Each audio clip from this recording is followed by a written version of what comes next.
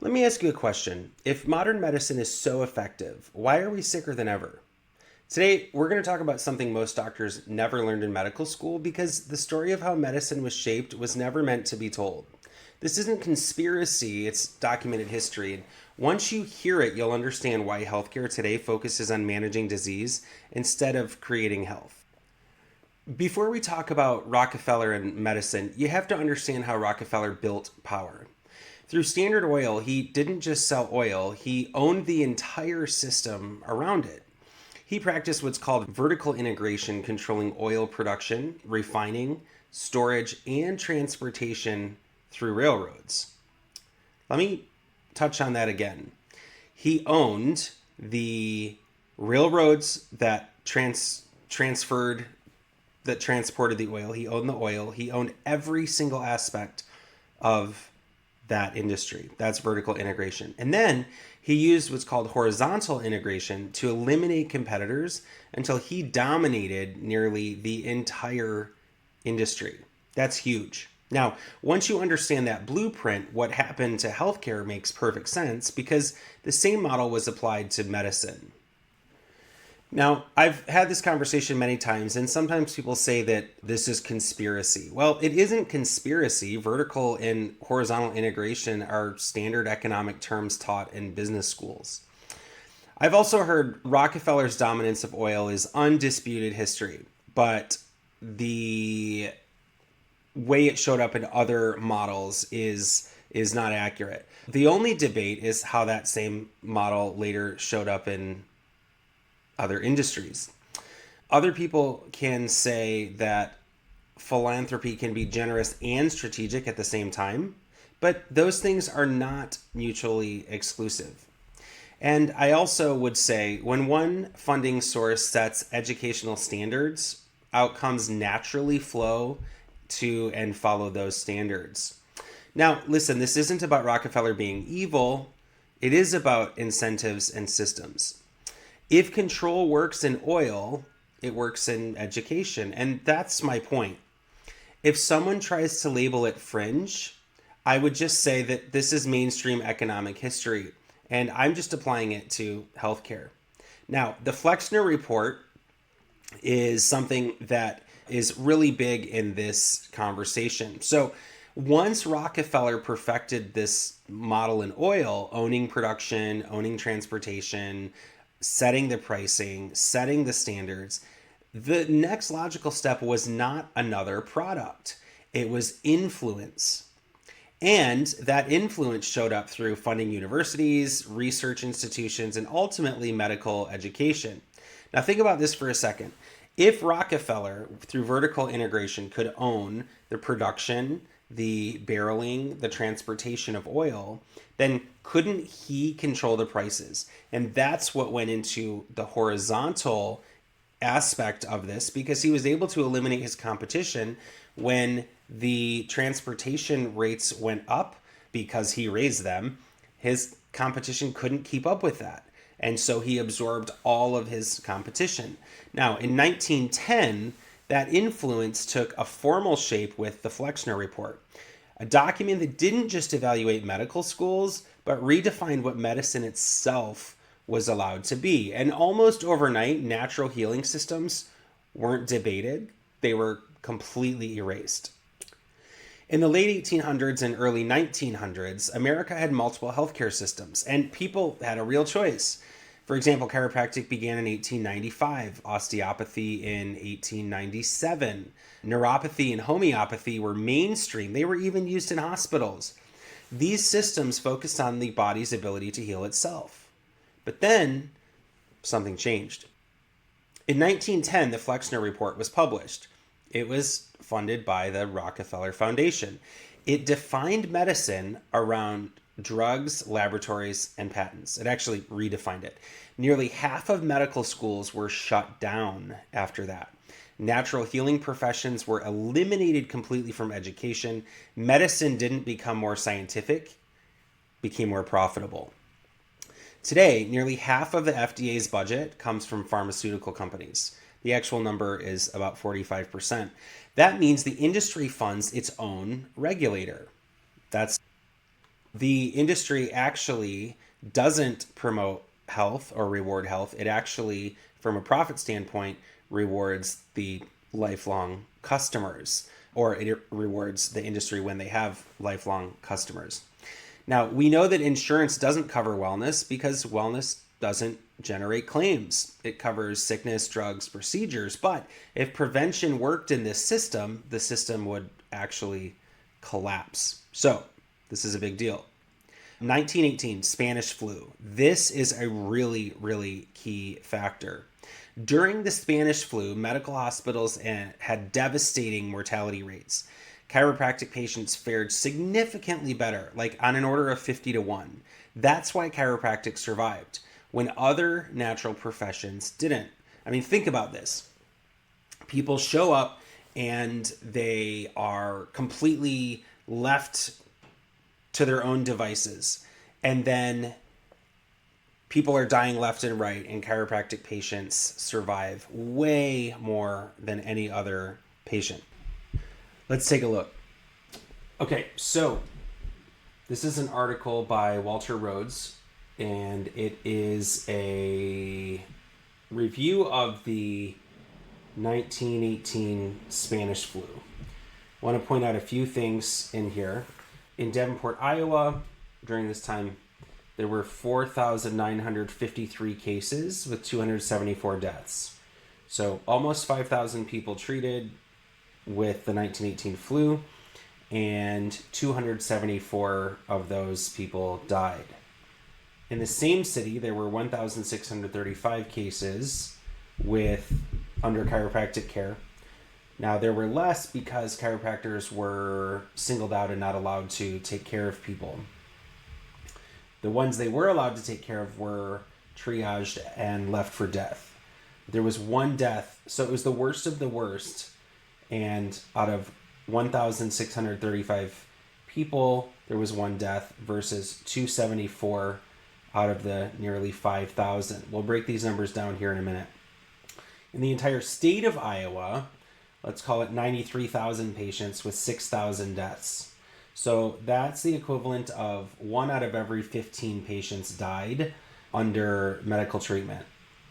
The same state, excluding Davenport, because that was referenced above, let's call it 4,700 patients were under chiropractic care. There were 6 people that died out of that entire group, which is a loss of 1 patient out of every 789. So 1 in 15 under medical treatment, 1 in 789 from chiropractic care. The numbers go on and on. We can send you this information. In fact, we'll link it in the notes below. But what's fascinating about this is that this is the very thing that made it so chiropractic survived in the first place, because even though there was a big push to eliminate chiropractic care, when these people were saved because of that, it wasn't going to go anywhere. If you're just tuning in, this is Dr. Lazar. We're talking about how the history of the overtaking of the medical system actually made it so our care was about profit and not about our health and our care. If you want to call in and ask questions, 866-521-WELL, 866-521-9355. If you're listening on the radio, we'd love to invite you in for a consultation. That'll save you $224. If you're watching online, we'll offer you a virtual consultation as well. Just give us a call at that number. You can text us at 734-274-5107. Just text the word consult and we'll know to get that set up. If you'd like any of the information discussed in the show and you're listening, you can text the word flu, F-L-U, to our number, 734-274-5107. You can also comment below and we will help you with those. So let's look in history for a second. So in 1987, the American Medical Association was found guilty of conspiring to destroy chiropractic. Now, here's the thing about that. It started with the American Medical Association suing the chiropractic profession for attempting to practice medicine without a license. In a turn of events, the chiropractic profession sued them back, went all the way to the Supreme Court, and the chiropractic profession won an antitrust lawsuit. Federal court, guys, documented conspiracy. The AMA was ordered to stop, but bias doesn't just disappear. It just goes quiet for a little bit, hopefully. To this day, emergency room patients are asked, and I've heard this with my own ears, if they've seen a chiropractor before a headache or stroke evaluation. I was in Florida vacationing with my family, happened to be in the emergency department, and I actually heard a nurse ask a patient who was feeling dizzy, having a headache, stroke symptoms. The question was, and I quote, it was verbatim, "You haven't seen a chiropractor recently, have you?" I lost my marbles. I could not believe, this was just a few years ago, I could not believe the audacity and lack of ethics to hear something like that. It was just obnoxious. Before a headache or stroke evaluation, they'll be asked that. Now, the question has actually no scientific basis. It's cultural conditioning. Now, we saw this pattern again. COVID showed us this exact same playbook. One protocol, one narrative, any dissent silenced, drugs promoted, questions discouraged. I lost my entire YouTube channel. That's why we've had to rebuild. That's why we're rebuilding. In fact, if you're watching this online and would be so grateful to give a like and subscribe, we'd appreciate it. Our reach was completely shut down. I, to this day, can't advertise on any Meta platform because I was so singled out for not going along with the experimental drug that they were calling a vaccine. I would not go along with the remdesivir being the suggested drug when it was killing people. It was obnoxious. So I still am dealing with some of the fallout of that, but I'll always tell the truth. In 1986, vaccine manufacturers were granted immunity from lawsuits. I was just talking to a young mom with a baby that's 6 or 8 weeks old, and she was trying to decide which vaccines to get and how to deal with her doctors and with her family. I asked her, if a product is safe, then it doesn't need immunity, no pun intended. But if the idea is that there's no recourse, there's no course of action, if we are taking a product that doesn't work, how the company wouldn't be held responsible for that. I asked her, I said, would you buy a car seat if there was a label on the box that says that the company is not responsible if the car seat malfunctions? The answer is absolutely not. Yeah, that's what happens with pharmaceutical companies because they're held completely harmless. They're completely indemnified if there's anything that goes wrong with their drug. And in fact, there's the National Vaccine Injury Compensation Program that pays families of vaccine injured and killed children. Just look it up, National Vaccine Injury Compensation Program. Now, I got this question. I was doing this talk on a panel, and I got a question. Are you saying that Rockefeller controlled medicine? Ultimately, that was what the question was. What I'm saying is that Rockefeller controlled oil through documented business practices and then later funded medical education in a way that standardized medicine around a specific protocol. That's historical fact. It's not my opinion. I got a message when we were promoting this show. The question I got from Tim, who's this? Tim Sanders. Isn't this just conspiracy theory? It's a fair question. Conspiracy theories don't involve court cases, though, patents, economic terms taught in business schools. What I'm describing here, Pat, I forget, is documented history. Another question I got from Janice, medicine is evidence-based, why attack it? That's fair, although I'm not attacking medicine. I'm asking why certain forms of evidence were completely excluded from education and from funding. I think that warrants the question. I got the question, are you anti-drug or anti-hospital? Of course not. Drugs in hospitals are excellent for trauma and emergencies, but they were never designed to create long-term health So I think we need to address that right between the eyes. I got this question from, oh, this is anonymous. Okay, if chiropractic works, why do doctors criticize it? The American Medical Association was found guilty in federal court of conspiring against chiropractic. It doesn't mean that's still happening today. In fact, I take care of a lot of MDs and DOs. A lot of them are my friends, and they would never, ever, ever talk to patients this way. Although there are still some who are typically older in practice. And what I would say to that is that cultural bias doesn't disappear just because a lawsuit ends. If you think about it, that was in the 80s. It wasn't that long ago. There are people still practicing that were indoctrinated in using illegal methods. Another question I got is, this was asked in the office and then they got this to me. Why doesn't insurance cover chiropractic better if it works? Well, that's a great question, but think about this. Insurance pays for whatever creates claims. Chiropractic reduces claims, so it's not going to be paid for. I did an entire webinar on the COVID shot. It was 3 questions to ask before getting the COVID shot. This was back in 2020 and before stuff was released. That you can still access that today. It was drlazar.com/COVID shot webinar. And I got a question based on that. Somebody watched that and sent me a message and asked if I was cherry picking. They were talking about COVID. Well, no, not because that webinar was actually about that. But as far as COVID now, I'm pointing out patterns. I'm pointing out patterns of centralized control, limited debate, financial incentives. These patterns existed long before COVID. I hear in the vaccine conversation a lot that vaccines saved millions of lives. And I talk to people who have family members who got polio and are scared to death to think of something bad happening in our society like that. I've addressed that in other shows, but what I will say in this one is the discussion is not whether vaccines exist, it's whether manufacturers should have zero liability and mandates without long-term safety data. That's what we're talking about. So what should people actually do? I got that from Selena. That is a great question.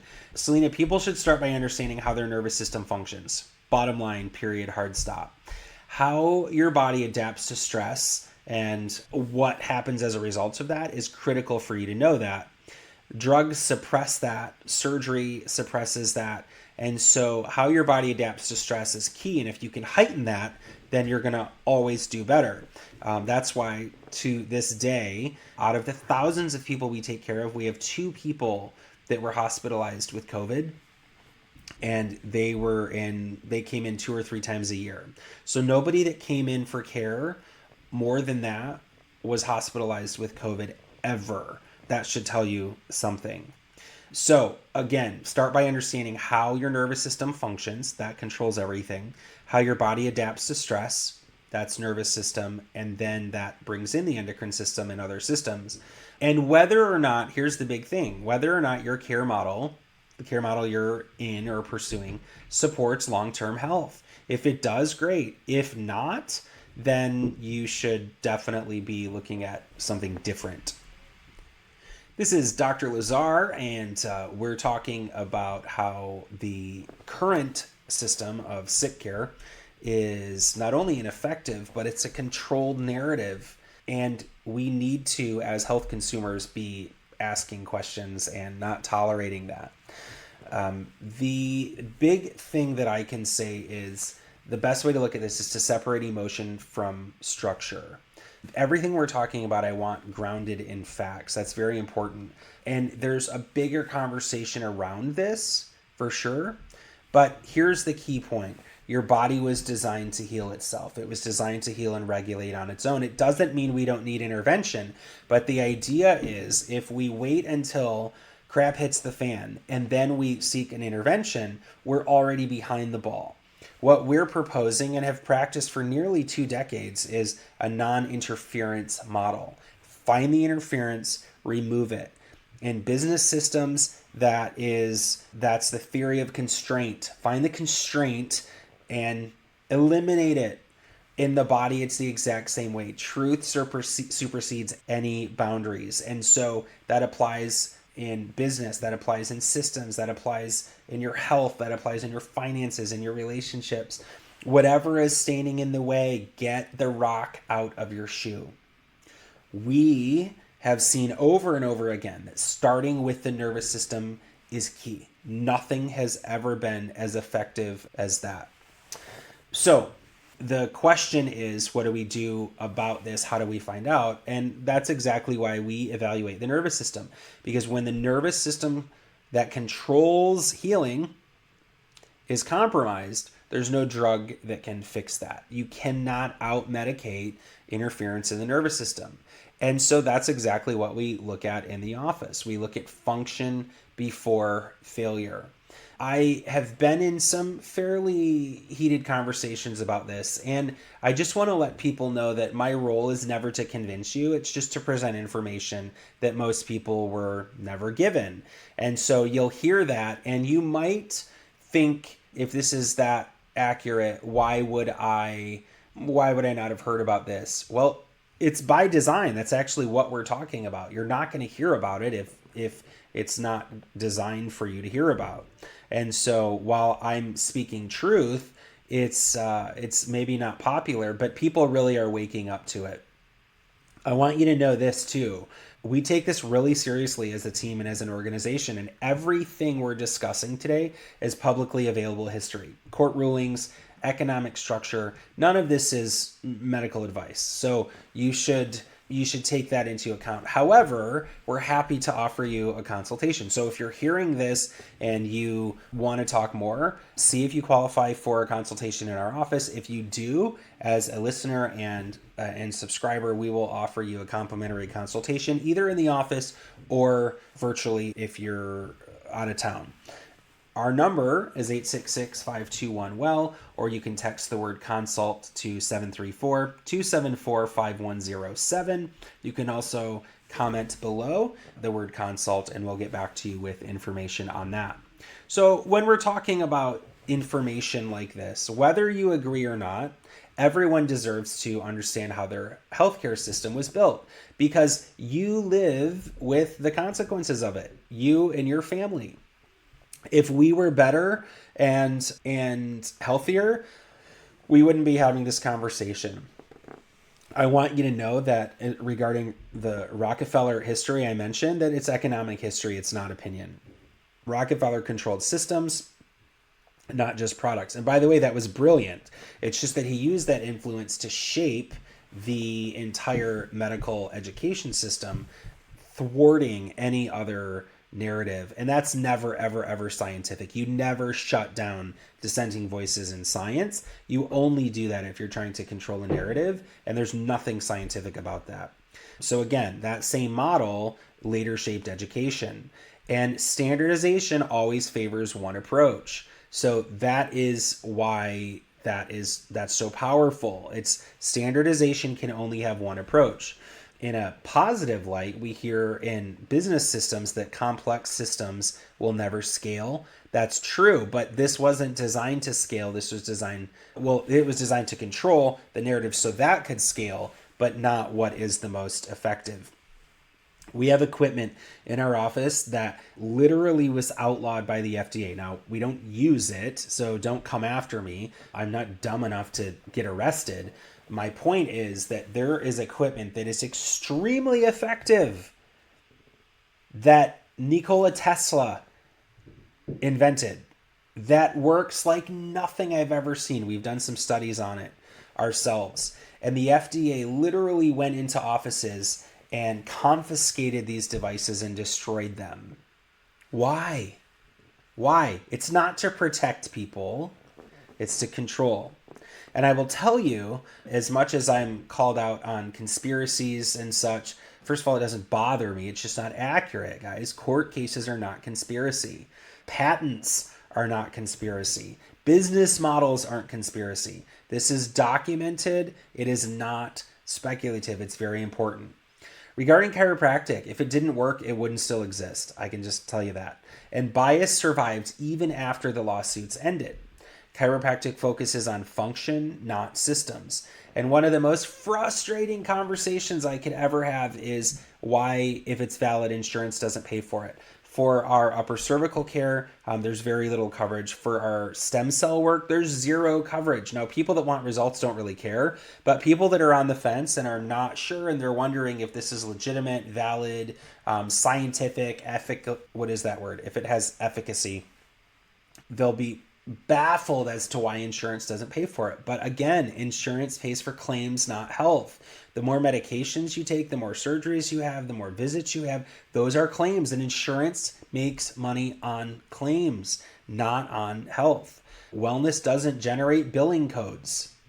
When we take care of kiddos with neurodevelopmental challenges, not functioning at their highest level is there's no billing code for that. And so prevention breaks the model, which is why it's been under attack. Regarding COVID and Big Pharma, I'm pointing out patterns, not prescribing treatment, of course. If you want to watch something, I don't know if it's even available online, but the former CEO of Pfizer came out and did this huge expose as to what was actually happening with the Pfizer experimental drug that was emergency use authorized as a vaccine. Look that up and watch that video if it still exists. And just know that centralized control limits debate. That's never, ever, ever healthy. Incentives matter in every system. And so as you're evaluating the health for you and your family, first of all, ask if what you're doing is working. Ask if you're living your best, most vital, effective life. Ask if you're able to carry out what it is God put you on this planet to do with excellence and with passion and with effectiveness and leaving impact and legacy. And if not, it's definitely time to make a change. And we want to step into that role for you if we haven't yet.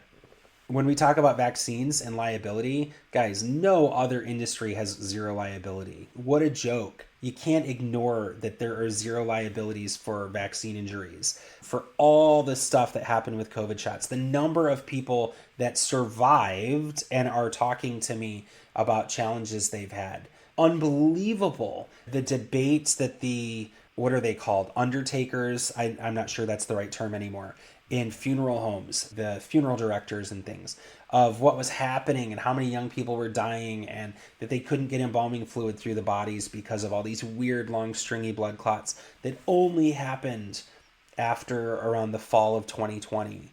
By fall, I mean the season of 2020. This is, again, it's all documented.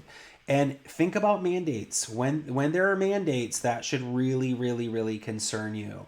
Mandates change the risk discussion for sure. And so that's unfortunate. Informed consent requires transparency, and people never get transparency. They just sign off saying that they're okay to take it. Listen, understanding the system helps you choose better care, and that's why I'm having the conversation. That's also why we assess the nervous system. It's function before failure, and that is the key difference. This is the Dr. Lazar Show, and I want you to know this show is not anti-medicine. It never has been. It's pro-truth. If you want real health, you need a system that works with your body, not against it. So call our office. 866-521-WELL, 866-521-9355. Get checked, get your family checked. Your nervous system matters. This is the Dr. Lazar Show. Thank you so much for joining.